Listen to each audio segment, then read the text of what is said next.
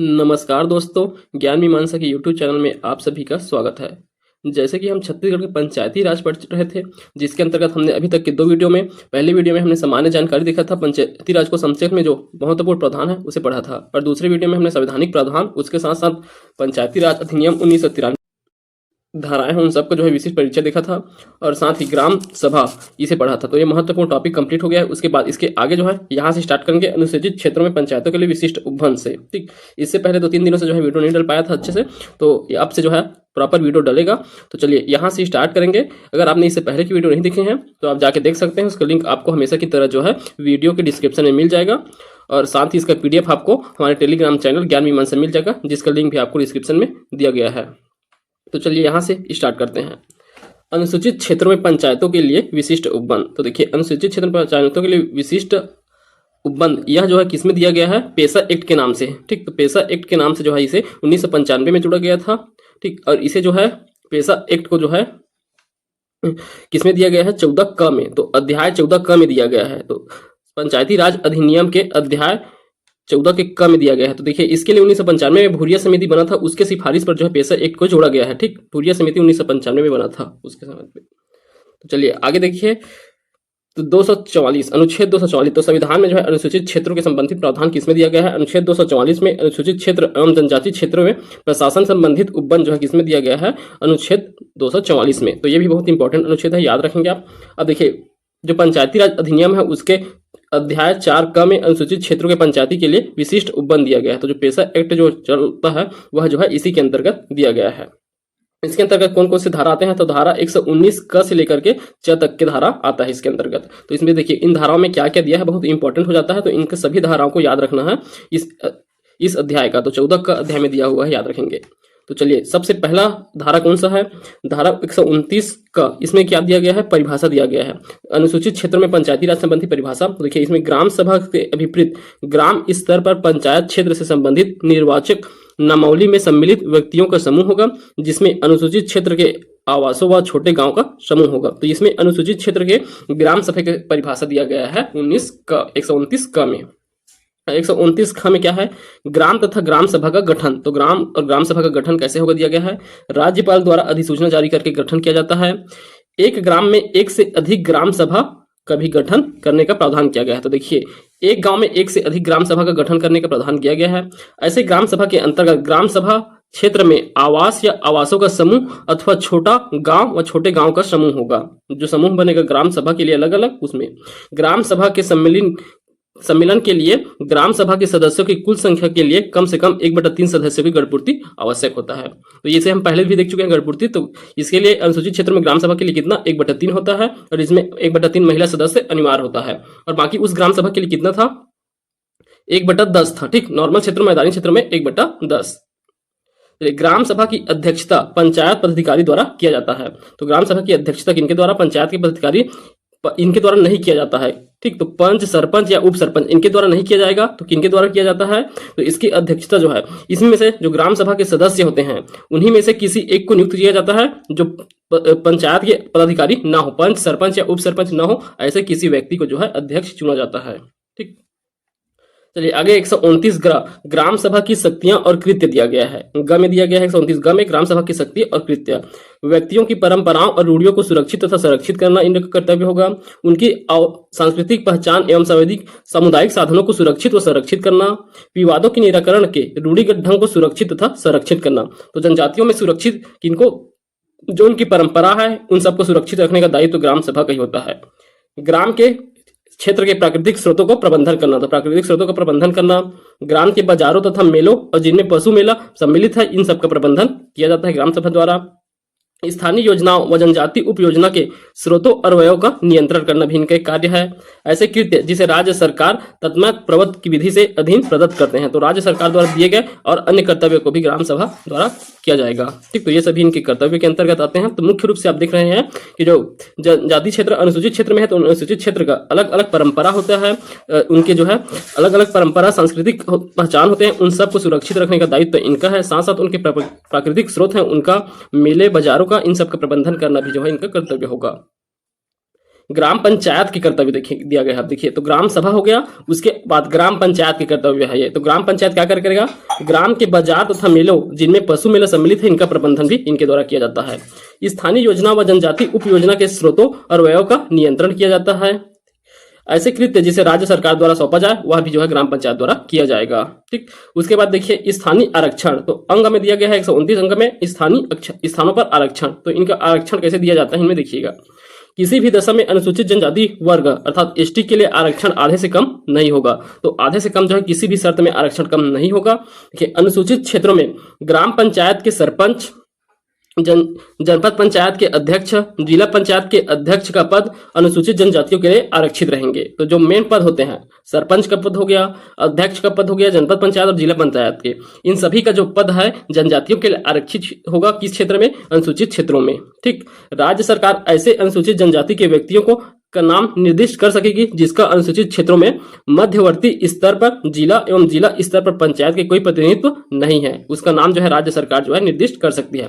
परंतु ऐसा नाम निर्देशन उस पंचायत में निर्वाचित किए जाने के कुल सदस्यों के 1/10 से अधिक नहीं होगा। तो ऐसे सदस्यों की संख्या 1/10 से अधिक नहीं होना चाहिए, उससे जो है कम को क्या राज्य सरकार द्वारा जो है निर्दिष्ट करके बनाया जा सकता है प्रतिनिधि।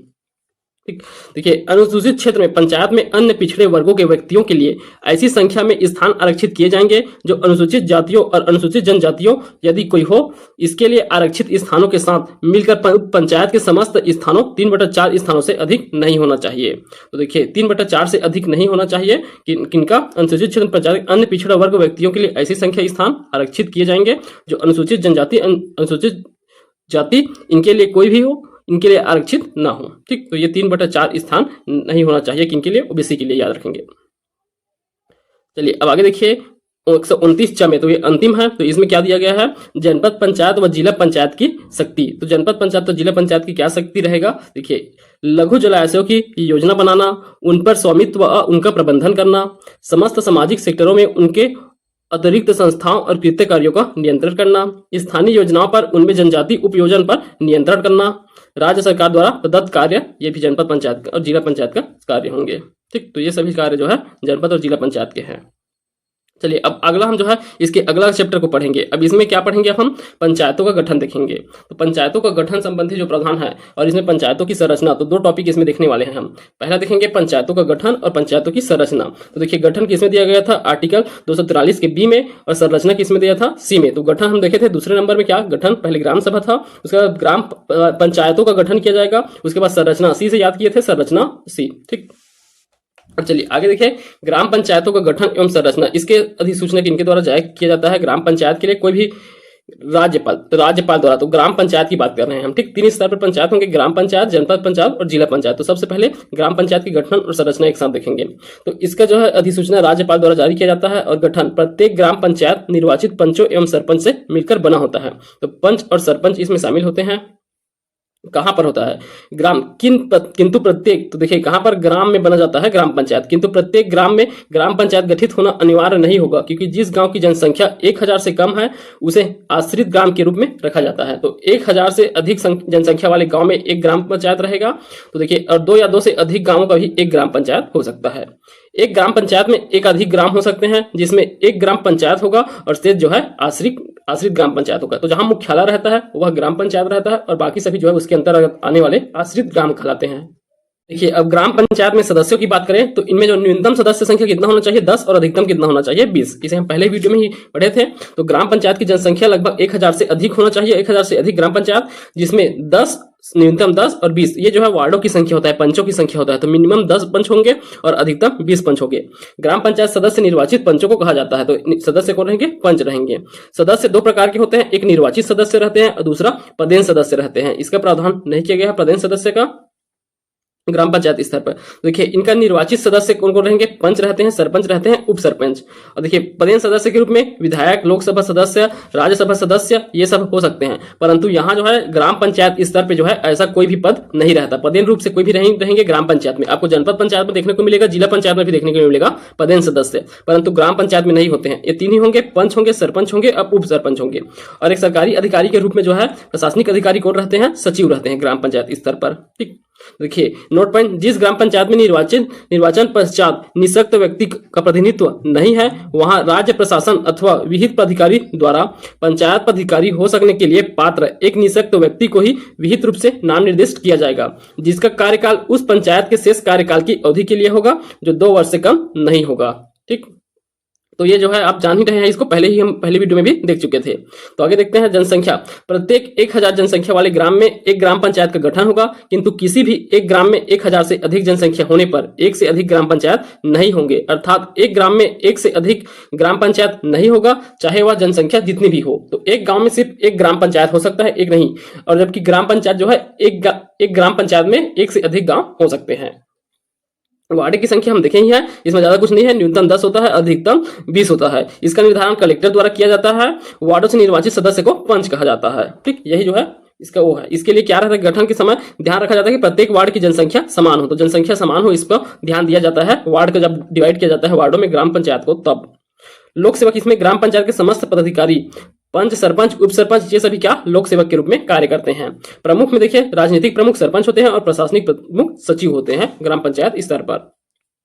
अब यहाँ देखिए ग्राम पंचायत का जो प्रमुख अधिकारी होते हैं सरपंच होते हैं, तो सरपंच प्रमुख पदाधिकारी होते हैं। तो यहाँ देखिए सरपंच जो है निर्वाचन इनका प्रत्यक्ष रूप से होता है, आप सभी जान रहे हैं, द्वारा ग्राम पंचायत के मतदाताओं द्वारा जो है निर्वाचित किया जाते हैं। यदि 2 उम्मीदवार का मत मूल्य बराबर हो तब लॉट पद्धति के माध्यम से चयन करते हैं। तो देखिए बराबर होने पर, दोनों का बराबर होने से लॉट पद्धति का प्रयोग किया जाता है, तो लॉट निकाला जाता है, लॉट पद्धति से इसका चुनाव किया जाता है। इसी ग्राम पंचायत में सर्वोच्च पद होता है प्रशासन समिति का प्रदेन अध्यक्ष होता है। तो देखिए एक महत्वपूर्ण समिति है सामान्य प्रशासन समिति ग्राम पंचायत स्तर का, उसके प्रदेन अध्यक्ष रहते हैं सरपंच। पात्रता, आवेदक पंच होने की पात्रता रखता हो, तो यह जो है पंच होने की पात्रता रखता हो। आगे देखेंगे पंच के लिए क्या क्या पात्रता होनी चाहिए। अपात्र, इन्हें जो है अनुच्छेद 243 में जो प्रावधान दिए गए हैं 243 के F में, उसके आधार पर जो है हम इसे क्या कर सकते हैं, अपात्र घोषित कर सकते हैं। इनकी पद मुक्ति कैसे कैसे होता है देख सकते हैं आप।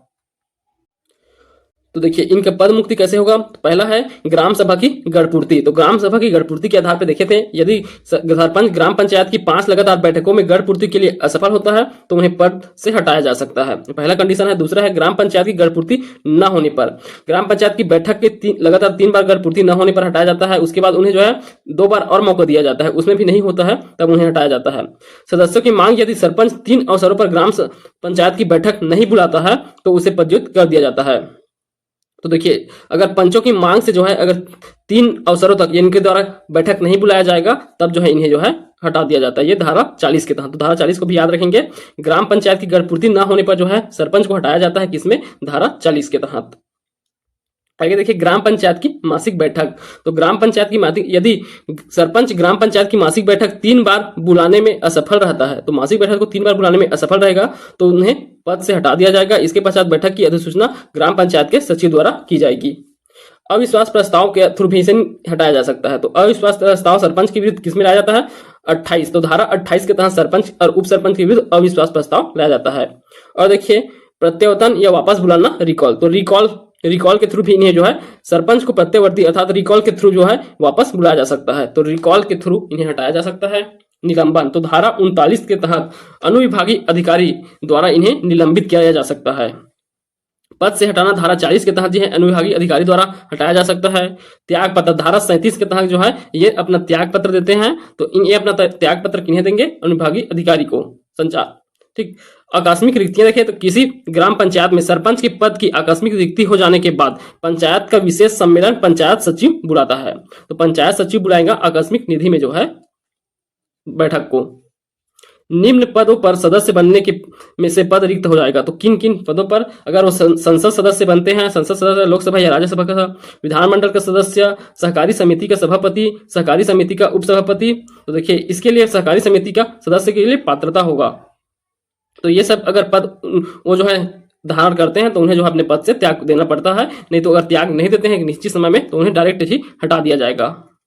अप्रत्यक्ष सरपंच, धारा 33। तो अप्रत्यक्ष सरपंच कौन होते हैं, धारा 13। इसके तहत यदि सरपंच का चुनाव लंबित हो तो प्रथम सम्मेलन में निर्वाचित पंच अपने में से किसी एक पंच को सरपंच निर्वाचन अप्रत्यक्ष रूप से करेंगे। तो ठीक जो है अप्रत्यक्ष सरपंच कहलाएगा। स्थानापन्न सरपंच कौन होते हैं? यदि सरपंच अपने पद से त्याग पत्र देवे तो स्थानापन्न सरपंच का निर्वाचन पंचों द्वारा किया जाता है। तो इनका भी निर्वाचन पंचों द्वारा किया जाता है और अप्रत्यक्ष सरपंच का भी निर्वाचन पंचों द्वारा ही किया जाता है। अप्रत्यक्ष तौर पर होता है दोनों का। अब देखिए उप सरपंच का चुनाव अप्रत्यक्ष रूप से होता है। यह ग्राम पंचायत के प्रत्यक्ष निर्वाचित सदस्य अर्थात पंचों द्वारा चुना जाता है। उप सरपंच के चुनाव में पंच और सरपंच मत देते हैं। तो पंच भी देते हैं और सरपंच भी देते हैं इसमें मत। ठीक। उप सरपंच के चुनाव में यदि बराबर मत हो तो निर्णायक मत सरपंच द्वारा दिया जाता है। अगर दोनों का मत बराबर हो तब जो है सरपंच अध्यक्षता करेंगे और उनका जो है मत जो है निर्णायक मत के रूप में दिया जाएगा। कई बार पूर्ण बहुमत की स्थिति में सरपंच उप सरपंच चुनाव में अपने मत मूल्यों का प्रयोग नहीं करता है। ठीक। तो बहुमत की श्रेणी रहता है तब जो है सरपंच जो है उप सरपंच चुनाव में अपने मूल्य का मत का प्रयोग नहीं कर पाते हैं। देखिए एक निर्वाचित पंच होता है। उप सरपंच चुने जाने के बाद वह पंच पद से त्याग पत्र नहीं देता। तो वो जो है उप सरपंच क्या होंगे? एक निर्वाचित पंच होते हैं। तो जो पंच होंगे वही उप सरपंच के रूप में ही कार्य करते हैं। उप सरपंच रहेंगे तभी पंच रहेंगे तभी वो जो है उप सरपंच होंगे। ठीक। तो इसमें पंच से उन्हें त्याग पत्र नहीं देना पड़ता। योग्यता देखिए तो जो पंच बनने की योग्यता है वही उप सरपंच की योग्यता रहेगा। उप सरपंच एक पंच होता है जिसे उप सरपंच पद के लिए निर्वाचित किया जाता है। उप सरपंच के पद के लिए पंचायत में भू संपत्ति होना आवश्यक नहीं है। इसके लिए कोई भी भू संपत्ति होना आवश्यक नहीं रहता। आरक्षण देखिए यदि सरपंच अनारक्षित वर्ग से है तो निश्चित रूप से उप सरपंच आरक्षित वर्ग का होगा। इसे याद रखेंगे, बहुत इंपॉर्टेंट है। ठीक। अगर सरपंच जो है अनारक्षित वर्ग से है, अरिजर्व सीट से है, तो उप सरपंच को क्या होगा? आरक्षित वर्ग से ही दिया जाएगा। कोई भी आरक्षण हो, 4 प्रकार के आरक्षण हम देखे हैं इसमें, उन चारों में से किसी भी एक प्रकार के आरक्षित वर्ग से होगा। भूमिका देखिए पंच और उप सरपंच के रूप में उसकी भूमिका दोहरी होती है। तो दोहरी भूमिका होता है, पंच भी रहते हैं उप सरपंच भी। ग्राम पंचायत में शिक्षा समिति का पदेन सभापति होते हैं। ठीक। पदेन सभापति होते हैं शिक्षा समिति के, बहुत इंपॉर्टेंट है ये भी। शिक्षा समिति के पदेन सभापति ये होंगे और सामान्य प्रशासन विभाग का जो है सामान्य प्रशासन समिति के जो पदेन सदस्य रहते हैं वे सरपंच होते हैं। पद मुक्ति देखिए, अब इनका भी पद मुक्ति जो है क्या क्या प्रकार से किया जा सकता है। तो अविश्वास प्रस्ताव से धारा 21 के तहत ही, और अप्रत्यवान अर्थात रिकॉल द्वारा भी इन्हें भी बुलाया जाता है। तो सरपंच उप सरपंच दोनों को जो है रिकॉल द्वारा किया जा सकता है। उप सरपंच के रूप में प्रत्यवर्ती नहीं किया जा सकता। उप सरपंच के पंच के रूप में प्रत्यवर्ती, तो इन्हें जो है पंच के रूप में किया जा सकता है। उप सरपंच के रूप में जो है इन्हें रिकॉल द्वारा नहीं हटाया जा सकता। इन्हें सिर्फ या पंच के रूप में हटाया जा सकता है। जैसे सरपंच को सरपंच के रूप में हटाया जाता है, इन्हें पंच के रूप में। ठीक। तो जो निर्वाचित हुए रहते हैं उन्हें रिकॉल द्वारा वापस बुलाया जाता है, याद रखेंगे। निलंबन को देखिए तो धारा 39 के तहत अनुविभागीय अधिकारी द्वारा निलंबित किया जा सकता है। त्याग पत्र धारा 37 के तहत ये त्याग पत्र देंगे। पद से हटाना धारा 40 के तहत अनुविभागीय अधिकारी द्वारा पद से हटाया जा सकता है। और इनके द्वारा भी सेम वही जो पद अगर धारण करेंगे तो इनका पद रिक्त हो जाएगा। संसद का पद हो गए, विधानसभा का, सहकारी समिति का अध्यक्ष या उपाध्यक्ष का पद, इस स्थिति में जो है उनका पद रिक्त हो जाएगा। ग्राम सभा की बैठक गणपूर्ति के लिए उप सरपंच उत्तरदायी नहीं होता है। तो ग्राम सभा की बैठक के लिए जो है उप सरपंच उत्तरदायी नहीं होते। कौन होते हैं उत्तरदायी? हम देखे थे सरपंच और पंच। ठीक। सरपंच और पंच ये दोनों जो है उत्तरदायी होते हैं कोई भी बैठक की गणपूर्ति के लिए। आगे देखिए पंच। तो पंच जो है प्रत्यक्ष रूप से चुने जाते हैं। इनके द्वारा वार्डों के मतदाताओं द्वारा चुने जाते हैं। पंचों के चुनाव में बराबर मत आने पर विहित प्राधिकारी लॉट पद्धति के द्वारा निर्णय लेते हैं। तो यहाँ भी लॉट पद्धति द्वारा जो है निर्णय लिया जाता है अगर मत समान हो तो। उत्तरदायित्व किनका? ग्राम सभा की बैठक में गणपूर्ति के लिए सरपंच एवं पंच दोनों उत्तरदायी रहते हैं। सरपंच और पंच उत्तरदायी रहते हैं। संख्या एक पंचायत में न्यूनतम 10 और अधिकतम 20 पंच हो सकते हैं। पद मुक्ति इनका भी देखिए प्रत्यावर्तन अर्थात रिकॉल द्वारा बुलाया जा सकता है, निलंबन द्वारा हटाया जा सकता है, हटाना और त्याग पत्र इस प्रकार से पद मुक्ति किया जा सकता है। इनके थ्रू यहाँ अविश्वास प्रस्ताव नहीं लाया जा सकता। ठीक। अविश्वास प्रस्ताव जो है इनके ऊपर नहीं लाया जा सकता। वे जो है कि इनके ऊपर जो अध्यक्ष उपाध्यक्ष ऐसे पद में रहते हैं उनके ऊपर, जैसे ग्राम पंचायत स्तर में सरपंच और उप सरपंच इनके ऊपर लाया जाता है। जनपद पंचायत के अध्यक्ष उपाध्यक्ष, जिला पंचायत के अध्यक्ष उपाध्यक्ष उनके ऊपर लाया जाएगा, अविश्वास प्रस्ताव लाया जाएगा। ग्राम पंचायत के क्रियाकलापों का समन्वय, मूल्यांकन एवं मार्गदर्शन करता है राज्य सरकार, ग्राम पंचायत, ग्रामीण विकास विभाग और जिला पंचायत। इनके द्वारा जो है ग्राम पंचायत के क्रियाकलापों का समन्वय, मूल्यांकन और मार्गदर्शन किया जाता है। चलिए अब आगे देखिए। अब देखेंगे हम जनपद पंचायत का गठन एवं संरचना। तो हमने क्या देख लिया? ग्राम पंचायत का गठन और संरचना देख लिया है। अब आप देखेंगे आगे हम जो है जनपद पंचायत के लिए गठन एवं संरचना। तो इसमें देखिए यह भी राज्य सभापाल द्वारा अधिसूचना जारी किया जाता है। और यह कहाँ बनता है? जनपद पंचायत सबको पता है, प्रत्येक विकास खंड में जो है जनपद पंचायत बनता है। प्रत्येक विकास खंड पर जनपद पंचायत गठन होगा, चाहे जनसंख्या जितनी भी क्यों ना हो, हर विकास खंड में जो है एक जनपद पंचायत होगा ही। माना जाता है कि प्रत्येक विकासखंड 50,000 जनसंख्या का प्रतिनिधित्व करते हैं। तो सभी विकासखंड लगभग 50,000 जनसंख्या का प्रतिनिधित्व करते हैं। इनमें भी संख्या देख लीजिए, इनका न्यूनतम 10 होता है और अधिकतम 20 होता है। ठीक, तो न्यूनतम 10 और अधिकतम 20 होंगे। क्या एक एक विकास खंड में जो सदस्यों की संख्या है वे 25 होता है। ठीक, अधिकतम तो 25 होता है। तो देखिए इसमें गलत हो गया है, ये अधिकतम 20 लिखा हुआ है, ये क्या होगा, अधिकतम 25 होगा। तो अधिकतम जो संख्या होता है 25 होता है जनपद पंचायत स्तर पर। वही जिला पंचायत में अधिकतम 35 हो जाता है। न्यूनतम तो सभी का 10 होगा और जो है ग्राम में 20 होता है और जनपद में 25 और जिला पंचायत में 35 होता है। अधिकतम संख्या वार्डों की संख्या है, याद रखेंगे।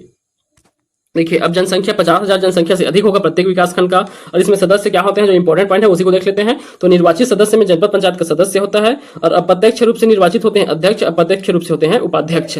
ठीक, पदेन सदस्यों की बात करें तो ये बहुत इंपॉर्टेंट हो जाता है। तो पदेन सदस्य जनपद और जिला पंचायत दोनों स्तर पे देखने को मिलेगा। तो देखिए पदेन सदस्य कौन होंगे, विधायक। तो एक विधायक होता है। तो देखिए राज्य विधानसभा के ऐसे समस्त सदस्य जिनका निर्वाचन क्षेत्र उस जनपद पंचायत के भीतर पूर्णतः या आंशिक रूप से जनपद पंचायत के स्तर जो है ग्रामीण क्षेत्र में आता हो। ठीक, तो ग्रामीण क्षेत्र के अंतर्गत आता हो, अंशतः आता हो या पूर्णतः आता हो, तब वह जो क्या होगा, इसका जनपद पंचायत का जो है सदस्य होगा पदेन रूप से विधायक।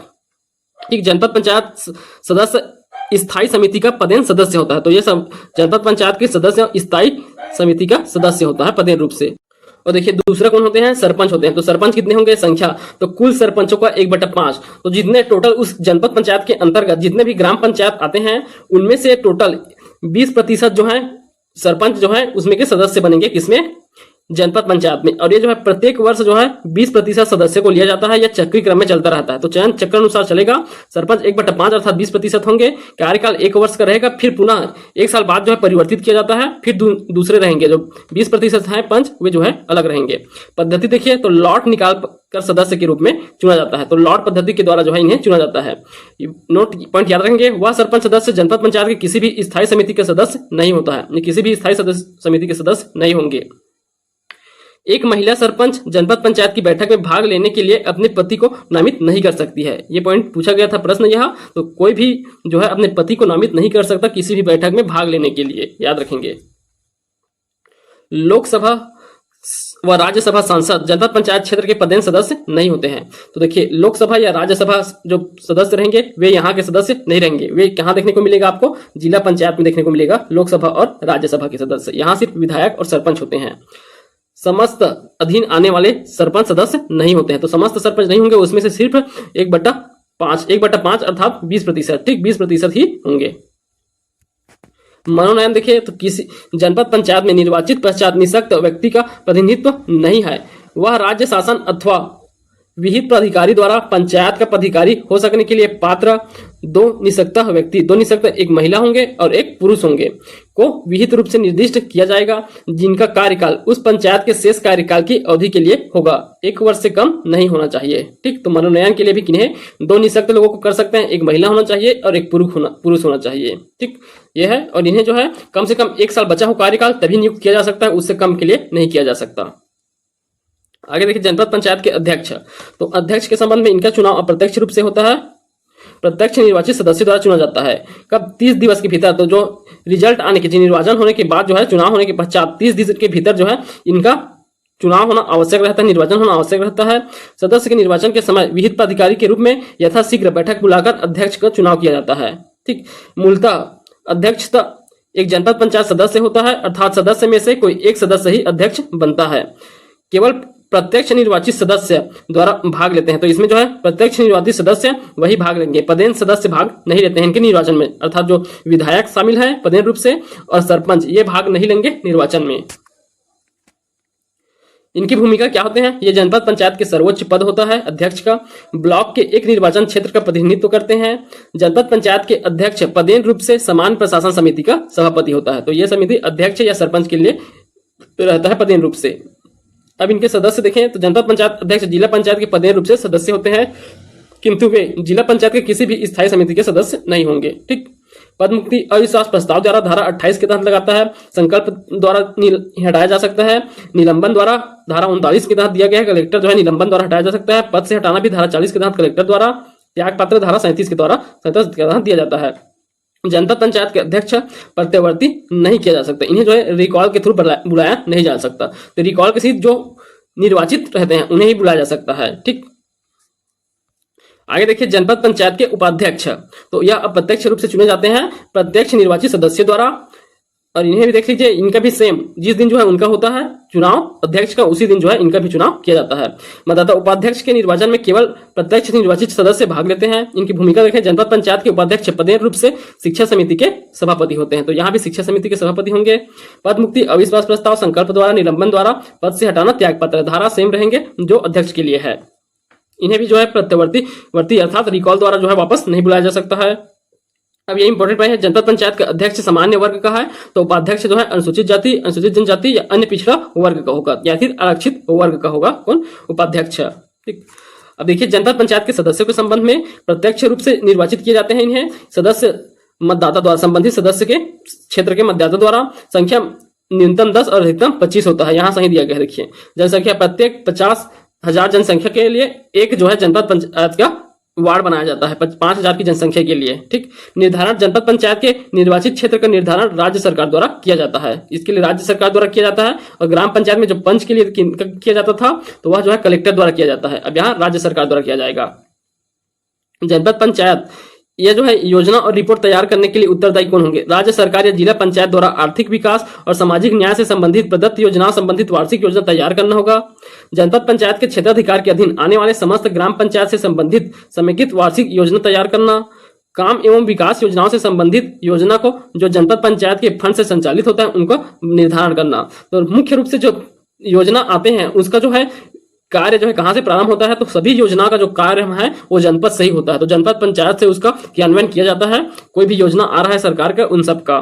ठीक, तो चलिए ये हो गया हमारा जनपद पंचायत का गठन और संरचना। अब आगे देखिए जिला पंचायत का गठन और संरचना। तो जिला पंचायत की गठन संरचना के लिए अधिसूचना जो है राज्यपाल द्वारा ही जारी किया जाता है।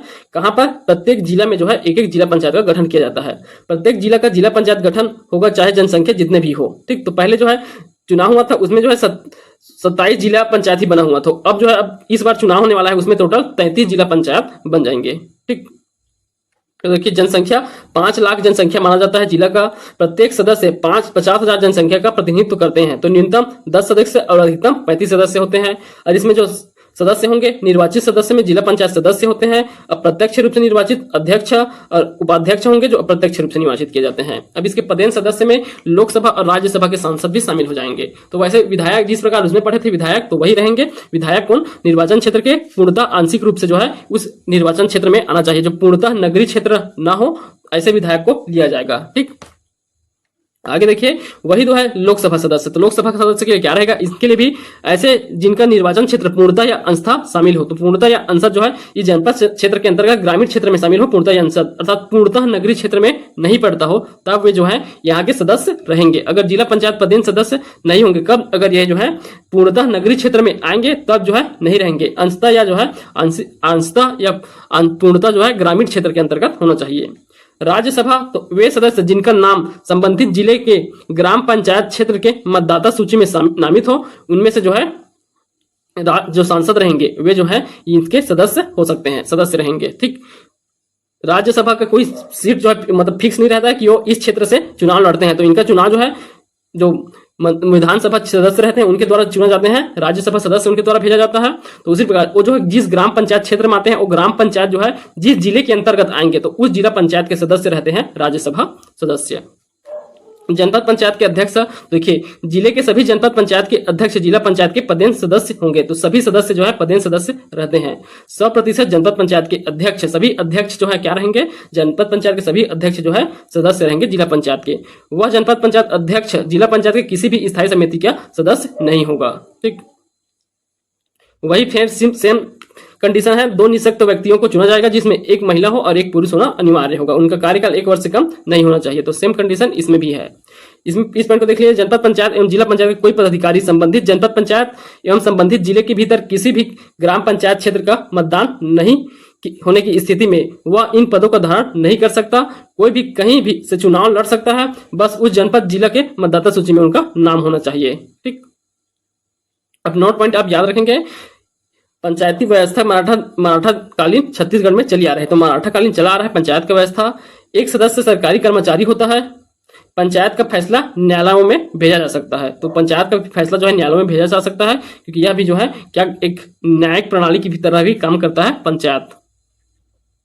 आगे ये देखिए, अब जिला पंचायत को जो पदाधिकारी है उनका, तो सबसे पहले अध्यक्ष होते हैं जिला पंचायत अध्यक्ष। तो इनका चुनाव अप्रत्यक्ष रूप से होता है, किनके द्वारा? प्रत्यक्ष निर्वाचित सदस्य द्वारा। सेम है, अध्यक्ष जिला पंचायत निर्वाचित सदस्य द्वारा उनमें से निर्वाचित किया जाता है। 30 दिवस के भीतर किया जाता है, किनके द्वारा? विहित प्राधिकारी द्वारा जो है यथाशीघ्र बैठक बुलाकर चुनाव किया जाता है। मूलतः यह क्या होंगे? जिला पंचायत के सदस्य होंगे, उन्हीं में से किसी को एक को जो है चुना जाता है अध्यक्ष के रूप में। इनकी भूमिका, जिला पंचायत के सर्वोच्च पद होता है यह। ये निर्वाचित क्षेत्र के प्रतिनिधित्व करते हैं, किसी एक जिले पंचायत सदस्य के सदस्य भी रहते हैं। ये जिला पंचायत के अध्यक्ष पदेन रूप से सामान्य प्रशासन समिति के सभापति रहते हैं। ठीक, पद मुक्ति देखिए, अविश्वास प्रस्ताव से हटाया जा सकता है। इनके लिए कौन सा? 35 के तहत। तो धारा 35 के तहत संकल्प द्वारा हटाया जा सकता है। निलंबन 39 के तहत, पद से हटाना 40 के तहत, त्याग पत्र 37 के तहत। प्रत्यावर्ती नहीं किया जा सकता, अर्थात इन्हें भी रिकॉल द्वारा वापस नहीं बुलाया जा सकता है। देखिए, जिला पंचायत का अध्यक्ष जिले के एकल सदस्य निर्वाचन क्षेत्र से चुने गए प्रतिनिधि द्वारा प्रत्यक्ष रूप से चुना जाता है। आगे देखिए, जिला पंचायत के उपाध्यक्ष, तो उपाध्यक्ष जो प्रत्यक्ष रूप से चुना जाएगा। केवल प्रत्यक्ष निर्वाचित सदस्य पदेन सदस्य नहीं होंगे, ये पदेन सदस्य नहीं होते हैं। सेम है वही जो हम आगे पढ़े हैं, उसी प्रकार उनका पद मुक्ति भी जैसे अध्यक्ष का होता है उसी प्रकार वही है, सेम है, कुछ चेंजेस नहीं है। वैसे सदस्यों की बात करें तो प्रत्यक्ष रूप से चुने जाएंगे, न्यूनतम 10 और अधिकतम 35 होते हैं, तो इनमें भी कोई जो है चेंजेस नहीं है। अब आगे इसके बाद जो है पंचायतों का आरक्षण है, इसे हम अगले वीडियो में कंप्लीट करेंगे।